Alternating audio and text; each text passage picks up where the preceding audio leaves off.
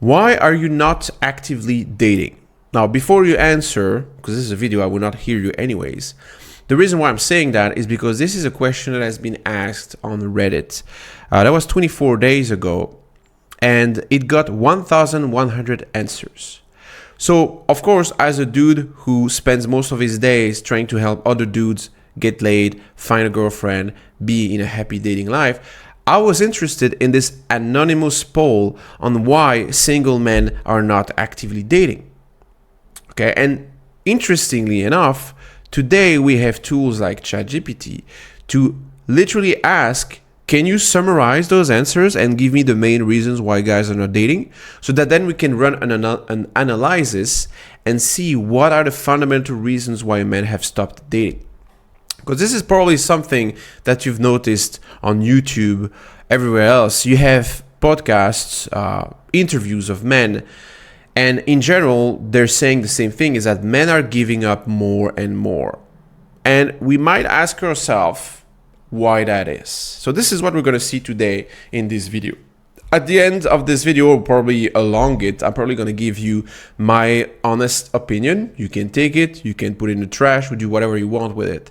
Just that I believe I have some fair opinion to give because I have experience first by being a guy that didn't have any results with women and decided to proactively work on that so that he got results and ultimately got into a happy relationship.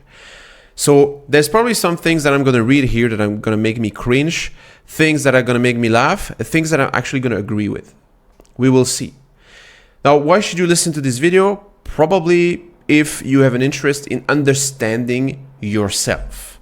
Like, why have you put yourself in a situation that you're in? Is there something you can do about it? Which is probably the most important part. And if yes, what? Effort versus reward. Like, you put an effort and you expect some reward, some positive consequence, but you're not getting that. Okay. And what they say is stuff like that. Unless you get lucky early on, dating fucking sucks. Intimacy and sex didn't make up for the mind games, stupid amounts of effort. Dating apps not working.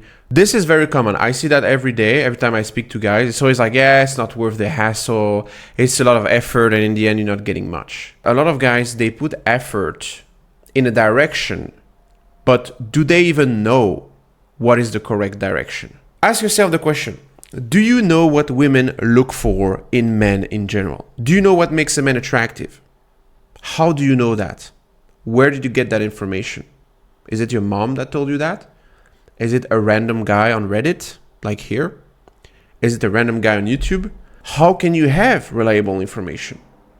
Should you read papers, scientific papers, literature on what makes a man attractive? And even if you knew the fundamentals, for example, you might think, well, you have to be confident. Do you know how you can be confident? What that would look like, ideally, in your shoes? Not in another man's shoes, in your shoes. How would the confident version of yourself look like? How would he behave? How would he react? Do you know all those things?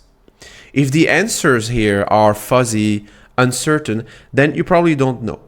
And that's probably the reason why all the efforts you've tried, all the efforts you've done across the years sometimes didn't lead to any satisfying result. How did you know that the things you implemented were correctly implemented? How can you trust your own opinion of if what you did was accurate or not? Have you ever looked in the past? You watch pictures of yourself in the past, pictures that you posted, that you selected and you post on Facebook, Instagram, stuff like that, and thought, whoa, where did I think that this was a good picture? Your judgment of that picture back in the days was positive, but today with experience, with more experience of life and probably of pictures in general, you look at that and you think, well, I thought I looked cool, but actually I looked kind of cringe and try hard. What makes you think that in 5 years, you won't say the same things about the pictures that you took right now that you think they're good? You don't know. Don't say that you won't. You don't know. It happens. It happens very often. Back then, you didn't know that those pictures were actually cringe. You're evolving, you're gaining experience, you know a bit more about women, about what's attractive or not, hopefully. And so that's where you start noticing mistakes you've done. So what do you do then? How do you know, how do you make sure that you take the right pictures, that you take the right course of action, you saying the right things to the women when you talk to them? You basically ask for third-party experienced advice. So that can be guys that have a lot of experience with women, ideally guys that had the exact same problem as you, so that their evolution is similar to the one that you want to have, and so they can advise you more accurately than just a random person that didn't have the same life story as you. You can also ask a large number of anonymous women, ideally of the type that you're looking for. That's hard because if they're anonymous, how do you know they're your type, you know? But basically, you can ask a friend, you can ask your mom, you can ask somebody that cares about you or that cares about the connection, the relationship with you, because they might not be completely honest. And for example, you take a bunch of pictures and you show them to a friend or somebody that is usually honest with you. Even if they tell you, yeah, those pictures are not that great, they wouldn't know how to advise you for taking new pictures most of the time. It's very rare that you can rely on that to actually take better pictures.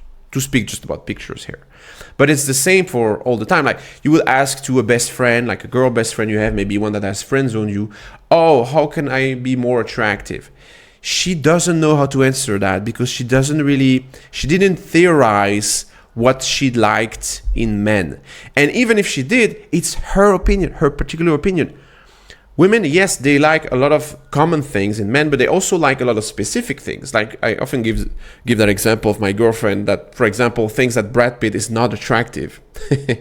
But at the same time, she prefers a guy like Robert Downey Jr. That tells you that, yes, there's a common ground, but there's also personal preferences. And so you can ask a specific woman. You can ask women that know you. You need to ask a large group of anonymous women that will give you an honest opinion, but statistically significant to determine if you're doing things right or not. But you can see how that gets quickly difficult. Like, how do you even do that? You know, it becomes unpractical. So to my experience, and you can feel free to disagree here because it feels like I'm selling a coaching or something like that, but that's just the truth, is that to get the best feedback about what you're doing wrong or right, you need the eyes of an experienced man that has a similar life pattern as the one that you want to have, similar life evolution, and that then can give you accurate analysis and feedback on what you need to do next and how you can improve. As long as you haven't done that, you have no idea if the efforts that you put in were the correct efforts to get results with women. That is why you get burnt out. So then we have that dating feels like a job. Treats appear more like interviews than genuine connections. Just getting a date can be a task and a half. Then the date itself is basically a job interview. Best case scenario you get married one day, but divorce rates, etc. So that tells me that this is a comment of somebody that doesn't have accurate or doesn't have enough social skills. So here's the thing. When I started to go out and approach women, in the beginning it was a bit like job interviews, didn't really know what to do, especially online. But quickly I understood that the best way to do that, to not get burnt out, is to find the fun, find the pleasure in talking to strangers. Now, how did I do that? By making jokes, by saying things that amused me. Instead of trying to get for an outcome, I was basically trying to make myself have a good time. And if the person was compatible in some ways, then she would have a good time too, because our humor would be compatible. She liked the vibe overall. She liked my teasing. She liked my presence. And she liked the overall energy that I was bringing to the table. That was the way that I made sure that when I was speaking to somebody, I was having fun, but also I was not wasting time with the wrong people.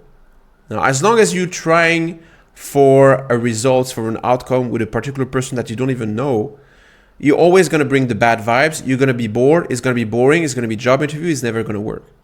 So this to me is more like a skill issue than an actual problem with dating in general. Divorce rates, there's always people that divorce all the time, but how do you guarantee that this, at least, how do you minimize that this doesn't happen?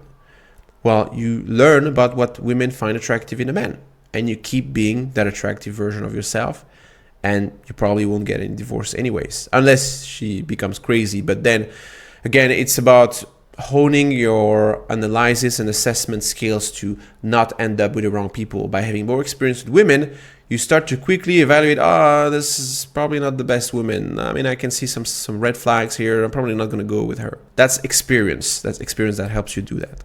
Low perceived return, not worth the squeeze. So poor quality of prospects, men feel the pool has worsened. So yeah, the quality of women and relationships has dropped too low for me. Dating scene is pure toxic, ghosting, women who think they're better than me. They think they're better than us? You think they're better than us?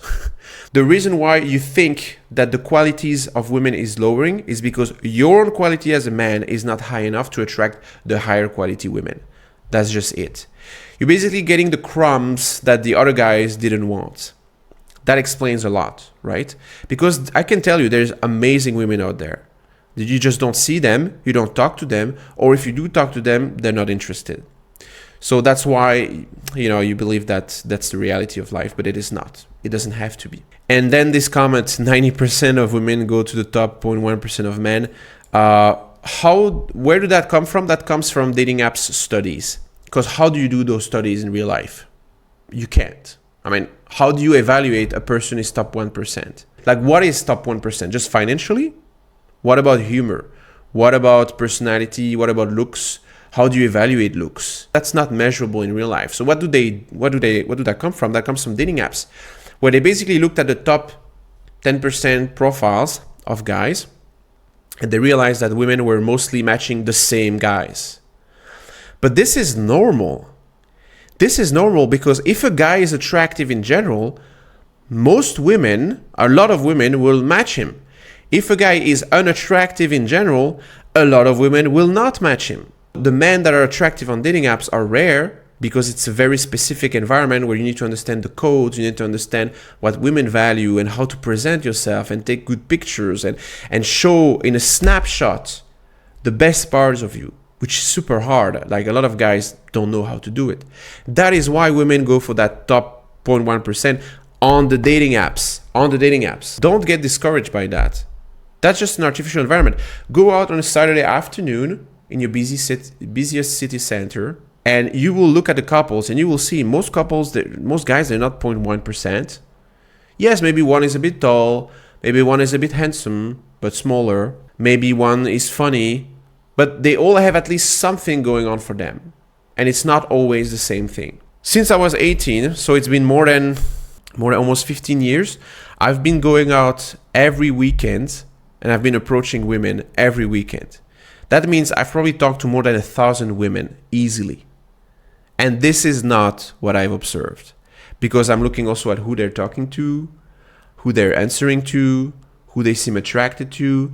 And sometimes they're attracted to the ugliest dudes that you could ever find. But he has something. I don't know, I'm attracted. He's confident. I don't know, there's something about him. I don't know, I can't tell. So life experience, the real life experience contradicts that directly. So then we have personal choice, contentment with single life. Enjoying independence, many prefer solitude to dating stress. I like being on my own, just not interested in dating. I'm happier on my own. Cute woman is nice, but that inevitably comes with baggage. So for example, that's typically the kind of comments like, what do you mean inevitably? Like, why? This thing here, it's typically, to me, it's a coping mechanism. It's like, I don't know what to do. I'm scared of doing anything. I don't want to suffer. I don't want to be rejected. It looks like an effort, kind of what we said already. So I will say that I like my life. And it can be true in the moment. It can be true that when you go home and you have no responsibility, you can play video games, you have the absolute freedom to do whatever you want, then yeah, that might look like freedom, or it might look like solitude. You decide. Do you know a single man that you know personally, that is single, that is old, and that is happy? And when you go to his place, it's tidy, he has hobbies, he looks happy, fulfilled, he has everything in order, he has his shit together, and he decided to not be with any woman. Do you know a guy like that? And he doesn't have children. Most of the guys that I know that are older and single, and didn't have relationship, didn't have children, there is decadence. Yeah, it might seem great right now. You may be young, you have some free time, you have some friends, that's great. But at some point, your friends, they stop seeing you because they start to have a family. They meet somebody, they have children, they have responsibilities. Your family members, they go through their life. Your parents get older. Unfortunately, they disappear at some point. And then you start to realize that you are the oldest without kids or without girlfriend of all the people you know. And that is not a life that I wish for anybody. Because that is really the type of life that destroys from within. An example I have in mind is dudes that have their first apartments, and when they're single, they have just this one mattress and one TV, and they're happy with it. But then live like that for years. Live like that for years and see what that gets you. One other thing is that people say is focusing elsewhere. So work, hobbies, self-improvement take priority, do civil construction, constantly traveling, every relationship dissolved, went back to uni, little time, energy, hoping 3 years from now, finish studies.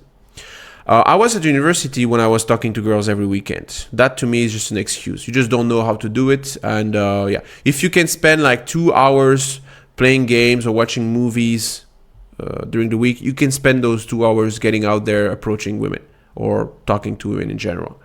It's just because you're afraid or you don't know how to do it. You have a lot of confusion, uncertainty. That's why you don't do it. It's just an excuse. So yeah, that thing here to me is either being unaware that the future might get worse if you continue to think that you're better alone. And remember that sentence, is it freedom or is it loneliness? And then also it can also be a coping mechanism because you don't want to admit that you don't know how to do it. So you prefer to rationalize. And one last thing I want to say is that if you didn't have internet, if you didn't have video games, if you didn't have movies or that much stuff to do at home that would distract you from the fact that you don't talk to people, then you would get bored and you would ultimately get out there and talk to people. It's because you can afford to not be social that you're not social. It's not because that's who you are. It's because you have distractions, you have amenities, entertainments at home. That's why you like to be at home. If you had a blackout for 1 week in your city, you don't have electricity, except from the annoyance with the food and all of that, you would be so bored at home, you would go out there, and then what do? You look at people, you say hello, hi. At some point, I get crazy here. I need to talk to people. Being social is human, it's normal. And you do it when you don't have any substitute anyways. So 4, we have low self-confidence and perceived unworthiness. Lack of attractiveness or skills, feeling socially unskilled or unattractive. I have the dating skills and knowledge of a 15-year-old, wondering if it's even worth the effort. Better late than never, bro. That's what I would say. Women biologically do not want to date short men. Height is low. Yeah, those are all misconceptions. Yes, height is important and especially important for some women, especially tall women. But overall, that's not the major thing that makes you undateable. Just look outside, go out, see. You will look at smaller men than their girlfriends. They have kids with them. All of those things. Just to mention about the age thing. If you're older and you're not really experienced. I've helped guys that are in their 40s and they never had any girlfriend ever. And it's just a matter of months. They can turn this around. It's all in your head, honestly. That's all there is. If you perceive that you're not worthy, then you're not going to be confident about yourself. If you perceive that, the past is the past, I was born like this, and then later on my education and my story, that's what happened. But now I have the power to change that, and I decide to change it, then you're going to make it. It's all in your head. Emotional burnout. Past heartbreak dampens interest. When your heart has been repeatedly ripped out, any sort of interest is all but gone. My traumas and trust issues. Yeah, so here's the thing. Everybody goes through heartbreaks. Even the guys, especially the guys that are successful, they probably go through heartbreaks. Why? You think, he's handsome, girls, they like him. Yeah, he's handsome. Everybody gets bored of a handsome face at some point. At some point, the girl, if he doesn't have anything else for him than his looks, the girl is like, I think I'm bored now. I want to move on and talk to somebody else, or I'm not that attracted in the end. I fell out of love those kind of things. And so the handsome guy can get a heartbreak too. Does that make him stop? Does that make him say, oh, I'm traumatized now and I don't want to talk to women anymore? No. There's actually two different kind of guys. The guys who understand that they have control over their results. And so if they didn't get a happy story with a person, it's probably they have a part of responsibility with this. So they can study that, they can understand it, and they can then work on it so that they get better with the time. That can be just because they picked the wrong woman and they didn't see the signs beforehand, which again, unless you fall on some complete psychopath, but usually psychopaths, they have a past that you can investigate and see what happened before with the friends, the family, people that know the person. Or they have a skill issue, so they just were not ready to be in a happy relationship because they didn't have the skills with women in general. So that is why then you then decide to learn about those skills with women, what makes men attractive, and you fix that and you get better with time. But you have control over it. Don't say that, oh, you're a victim, because you're not. You have control over it. Yes, somebody can take advantage of you. And yes, and I get it, how painful that must be, that can be. But saying that it's out of your control is simply not true. You can definitely make the future relationships get better. Okay, so that's the thing I would say about this. I've been broken up, I think 3 or 4 times in my life. Okay. And each time I was in love with the girl and I was like, that's great. I love it. And then I understood why I was broken up with. It was roughly the same pattern. Like I meet a girl, I think that's amazing. I put my guard down, meaning that I start being feminine in my behavior. Instead of being the leader, she starts to take the lead, basically, because I'm a nice guy. I don't want to bother. I don't want to be a problem. So I'm staying extremely safe, hence boring. I don't have a spine. And so that's why the girl ultimately decided to break up with me. I realized that at some point, I start working on it. With time, it gets better. And then ultimately, I'm now in a relationship where I'm not needy. I'm not feminine. I'm still fundamentally myself, but I've adapted the habits that I had with women before. I'm not thinking, oh, this is amazing. She's a goddess. Yes, my love, I do whatever for you. You are my queen or whatever, in a self-deprecating way. No. I have self-esteem. I know my worth, and I know that I deserve respect. Okay, so this to cite you one example that maybe is relatable to you. If you met a complete psychopath, sorry about that, and I'm sorry for you. Oftentimes what I realize is that guys who go with girls like that, it's just that they didn't have much choice before. Unfortunately, that's what happens. Like you meet a girl and she seems attractive, first of all. She has some red flags, but you're like, yeah, but because you settle, because you don't really have anybody else that is that attractive usually. And so you think it's better, you make a calculation, you think it's better to be with an attractive but psycho girlfriend than to be with an unattractive girlfriend that I don't care about anyways. You kind of raise your social status publicly by being with an attractive woman that is a psycho. If it's relatable, got you. What you do is you make sure that in your lifestyle you meet enough women, so that by meeting enough women you can afford to say no to psychos or girls that are not meant for you. As long as you don't have abundance of opportunities with women, you will never be able to say no to some of them. You will always be a slave to a particular woman that gets you. And that is not a life that guarantees you are with a healthy relationship. Because the number one thing that will guarantee you end up in a healthy relationship is if you say no to the unhealthy relationships. That's what you need to keep in mind, really. Lastly, we have preference shifts, waiting for it to happen organically. So not actively seeking, but open casually. Some stopped dating, but not relationships. So we were both over dating and not looking for a relationship. Mutual friend gave her my number. People, when they say, but I'm not desperate. I don't want to look like I'm actively looking for a girlfriend, because then that looks needy, desperate. I don't want to do that. Okay, I agree on paper. When you talk to a woman, you don't want to look like that.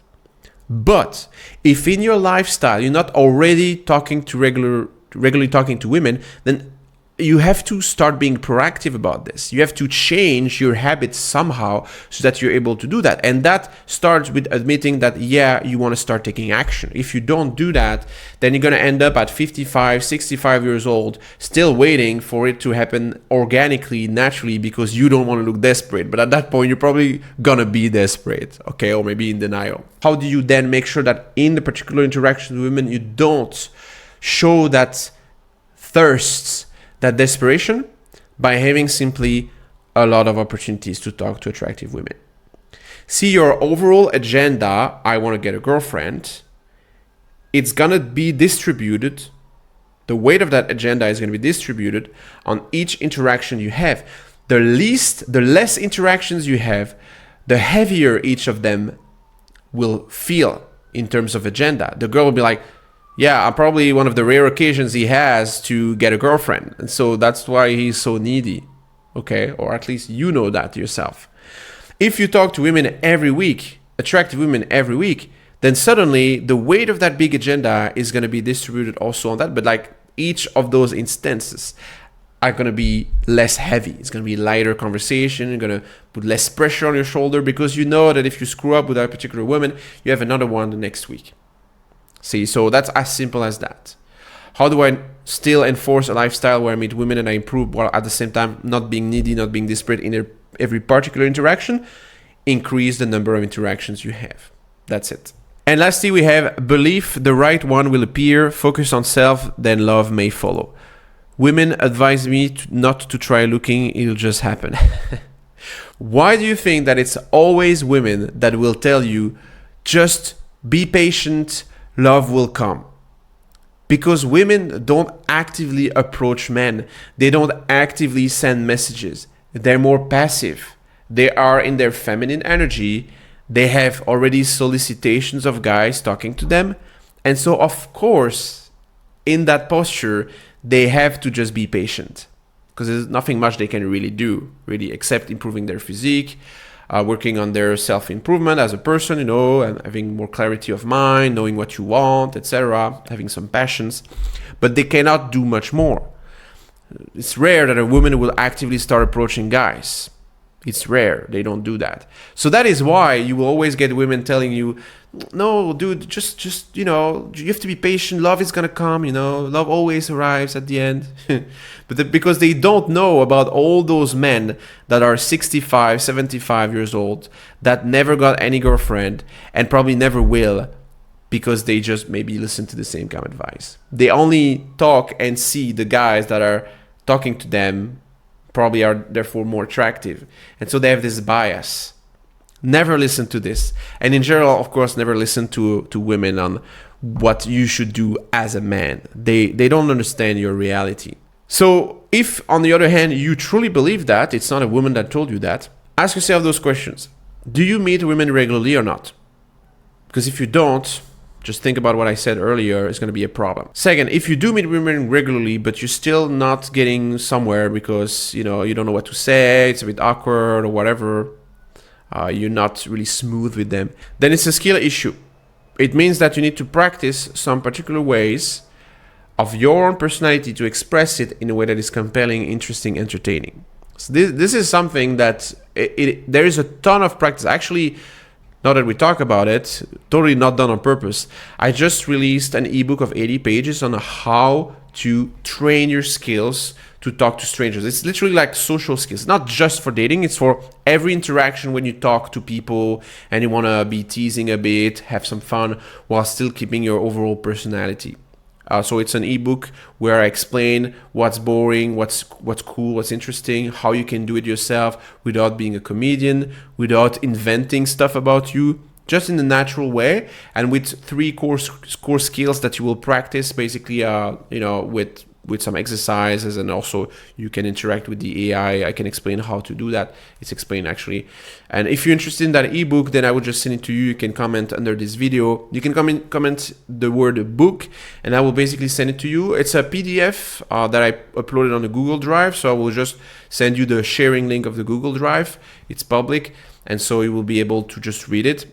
if you want it. So just saying. So if you have that problem, then just do that and the problem will be solved, most likely. That being said, if you have no problems being social, you actually are meeting women quite regularly, but you feel like it's never getting to the next step, you either have one of those two problems.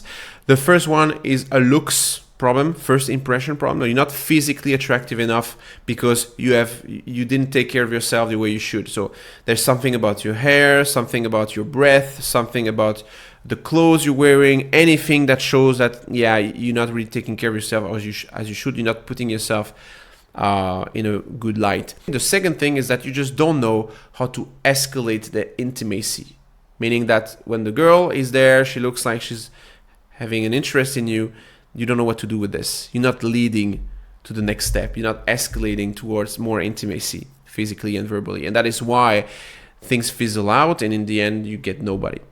So if that happens, then this again is just a skill issue. You just need to practice the ways that you can escalate intimacy. This is something that I teach, so if you're interested, you can send me a message.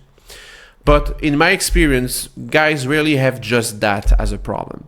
Usually there's also a abundance problem. They don't talk to enough women, and maybe also some social skills problem at the same time. It's very rare that it's only just that issue here, the last one. So now, if you are meeting women regularly, if you know how to talk to strangers, if you know how to escalate intimacy, and yet you do not meet enough women, you do not meet a woman of quality, then yes, I would agree that it's just a question of time. In that case, yes, definitely, especially if it's just been a couple years that you've been single, but you've been doing that consistently, then that's fine. Because that's what happened with me. Between my current girlfriend and the ex-girlfriend that I had, there was 2 years interval where I was basically single, but I was meeting a lot of women. I was having sex with some women. I was having sex friends. I was exploring. I don't think I tried any beginning of relationship with anybody, at least in a committed sense. But I did explore, and yeah, I just didn't find anybody that made me want to commit to that person. So that is why, in that case, I would have also said something like that. So it is only valid if you are meeting women consistently. If you don't have any skill issue, then yeah, ultimately it's just a question of luck and of just time. So to summarize this video, we have seen different things. We have seen that one thing that happens is that men find dating exhausting and unrewarding, but that's probably because you don't know what's attractive or not, you don't know what to do, and if you do something, you have no feedback about that. So of course, it burns you out because the results are not what you hoped for. Now, just to mention it very quickly, I don't want to make this video too long, but it's important. You might say, oh, why should I need help to get girls, like when other guys never get any help and they're getting girls anyways? First of all, how do you know they never got any help? How do you know what they studied online? How do you know what advice they got from who? You don't know that. Maybe they have a big brother, a father, a family member that taught them about that. I know that if, for example, I would have a child, a son at some point in my life, I will tell him all of those things, and then maybe it's gonna look like he was good with women all along. And his friends are gonna think, oh, this guy is good, I probably should be good by myself also. Basically, you don't know what work has been done in the background.